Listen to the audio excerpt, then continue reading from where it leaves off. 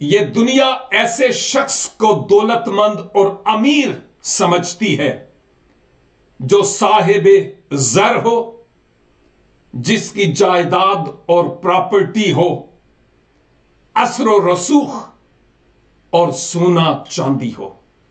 لیکن میں یہ کہوں گا، ایک امیر آدمی وہ ہے جو دوسروں کے لیے احساس رکھتا ہو۔ کیا آپ کے دل میں دوسروں کے لیے احساس ہے؟ اس سوال کو لے کر ساتھ جائیے گا۔